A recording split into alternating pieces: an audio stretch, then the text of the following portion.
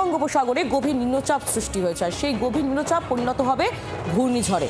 থাইল্যান্ডের দেওয়া ঘূর্ণিঝড়ের এই নাম রাখা হয়েছে মান্থা। মঙ্গলবার সন্ধ্যায় যার ল্যান্ডফল হবে। শক্তিশালী এই ঘূর্ণিঝড়, যার গতিবেগ সর্বোচ্চ হতে পারে 110 কিলোমিটার প্রতি ঘন্টা।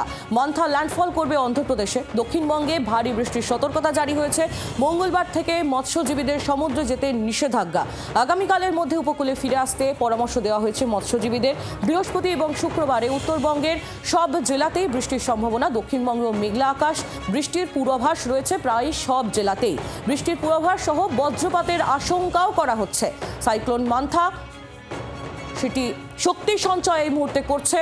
গভীর নিম্নচাপ হিসেবে ইতিমধ্যেই তৈরি হয়েছে, যা নিম্নচাপে থেকে পরিণত হবে ঘূর্ণিঝড়ে, এমনটাই খবর পাওয়া যাচ্ছে। ঠিক কোথায় অবস্থান, কি অবস্থায় এই মুহূর্তে রয়েছে মান্থা, জানবো। অয়ন ঘোষাল আমাদের প্রতিনিধি।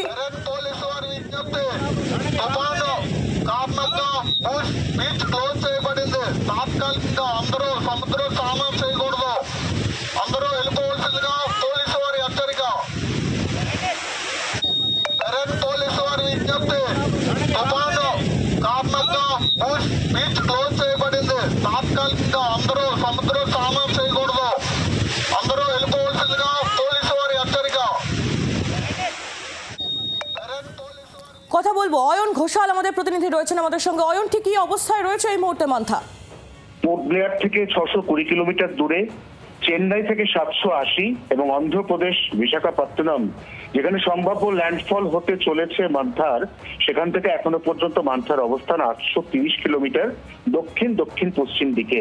এর অর্থ হচ্ছে আরো বেশ কিছুটা সময় সে সমুদ্র পৃষ্ঠে নিজের শক্তি সঞ্চয় করতে করতে আগামী মঙ্গলবার থেকে বুধবারের মধ্যে মধ্যরাতে কোনো একটি সময় কাকিনাড়া উপকূল অন্ধ্রপ্রদেশ, সেখানকার মছলিপত্তনম এলাকার কোনো একটি কোস্টে সেখানে ল্যান্ডফল করতে চলেছে।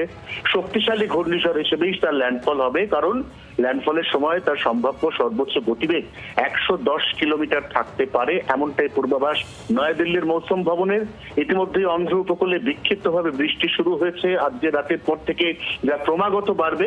একই সঙ্গে বৃষ্টি বাড়বে তামিলনাড়ু উপকূলে, পশ্চিমবঙ্গের দক্ষিণ প্রান্তের উপকূল লাগোয়া এলাকা, সেখানেও কিন্তু আগামীকাল বিকেলের বা রাতের পর থেকে বৃষ্টিপাতের পরিমাণ ক্রমান্বয়ে বাড়তে থাকবে ল্যান্ডফল প্রক্রিয়া একেবারে সম্পূর্ণ হওয়া পর্যন্ত। অয়ন, বাংলায় এর কোনো প্রভাব সম্পর্কে কিছু জানা গিয়েছে এখনো পর্যন্ত? প্রত্যক্ষভাবে এই ঘূর্ণিঝড়ের কোনো প্রভাব বাংলায় পড়ছে না, কিন্তু যে কোনো ঘূর্ণিঝড় তৈরির সময় তার সঙ্গে যে স্তূপীকৃত একটা বড় অংশের মেঘপুঞ্জ, এই মেঘপুঞ্জগুলো বাংলার আকাশে ঢুকতে শুরু করবে আগামীকাল সোমবার বিকেলের পর থেকে। মঙ্গলবার দুপুর পর্যন্ত সেই অর্থে কোনো উল্লেখযোগ্য বৃষ্টি না হলেও মঙ্গলবার সন্ধ্যের পর থেকে দক্ষিণবঙ্গের জেলায় জেলায় বৃষ্টিপাতের পরিমাণ বাড়বে, যা বুধবার অনেকটাই বাড়বে, এবং সেই বৃষ্টি বৃহস্পতিবার পর্যন্ত বঙ্গের বিশেষ করে দক্ষিণবঙ্গের কোনো কোনো জেলায় তার প্রভাব ফেলতে পারে। উত্তরবঙ্গের ক্ষেত্রেও একই কারণে এই গোটা যে সিস্টেম সেখান থেকে বিচ্ছিন্ন হয়ে যাওয়া যে মেঘপুঞ্জ, তার প্রভাবে পার্বত্য জেলা সহ উত্তরবঙ্গের নিচের দিকের একাধিক জেলা, সেখানেও কিন্তু দু এক পশলা ভারী বৃষ্টির পূর্বাভাস এবং সঙ্গে দমকা ঝোড়ো হাওয়ার পূর্বাভাস থাকছে। অর্থাৎ প্রত্যক্ষ প্রভাব না পড়লেও পরোক্ষ প্রভাবের একটা সম্ভাবনা থাকছে অয়ন, তাই তো?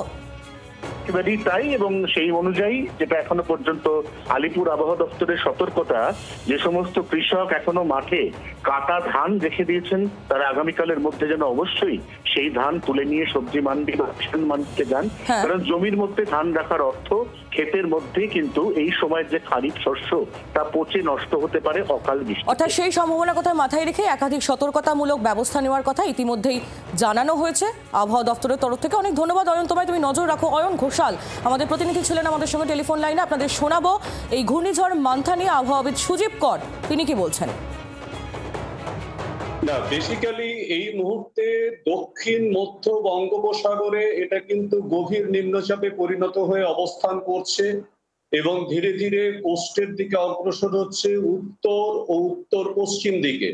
তার মানে এই সাইক্লোন অ্যাকচুয়ালি কাকিনাড়াকে টাচ করে ভাইজাগ দিয়ে ল্যান্ডের মধ্যে ইনপুট হবে এবং এটা ভাইজাগের ল্যান্ডফল প্রসেসটা শুরু হবে 28 তারিখ রাত্রিবেলা। এরপর কিন্তু এই সাইক্লোন অন্ধ্রপ্রদেশ এবং ওড়িশাকে ক্রস করে ছোটনাগপুর বালভূমির ওপর দিয়ে ধীরে ধীরে উত্তরবঙ্গের দিকে এগিয়ে আসবে। 27 এবং 28 এই দুটো দিন কিন্তু সমুদ্র যথেষ্ট উত্তাল থাকবে।